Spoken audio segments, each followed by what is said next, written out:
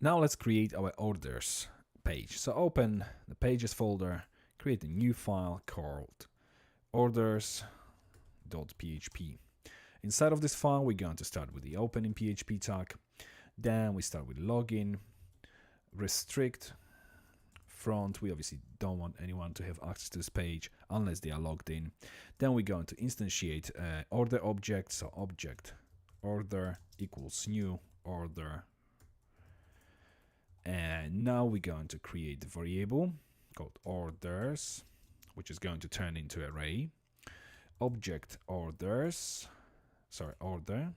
and we're going to get client orders. And obviously we need to pass the ID of the client, which we'll get from the session, get session, and we get the ID of the client by login _ login front, which stores the ID of this specific client. Now, get clients orders, a method doesn't exist yet. So let's copy its name, scroll up in our browser, open classes folder and open order.php file. Scroll right to the bottom. Again, a few new lines. Make the spaces quite large so that you can actually easily distinguish between different methods. We can close the browser now. And now let's start public function get. Sorry, we actually have it copied. Then client ID by default null. If is an empty client ID, then we are going to write a SQL statement. Select all from this _ table where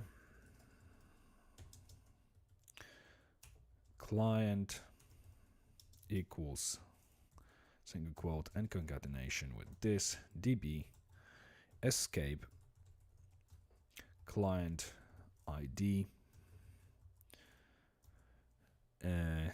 order by date in a descending order. In other words, the latest order will be right at the top. Okay, so that's our SQL statement. Now return this db fetch all, and we pass SQL as parameter. So now our method is ready. We can go back to our orders.php file. Now on a new line we instantiate object paging equals new paging, and we pass our orders as parameter, plus we only want to display 5 orders per page.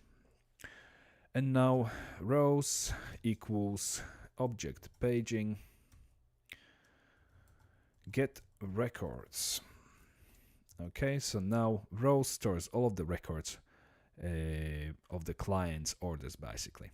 Now require once, and we need the header obviously _ header.php. We can close PHP tag now. Let's copy this require once. Create a few new lines, open in PHP tag, require once, and obviously this time it's going to be a footer. And in between these PHP tags, we can display h1 tag with my orders in it. Okay, so that's it in this video. Let's move to the next one and start displaying the list of orders.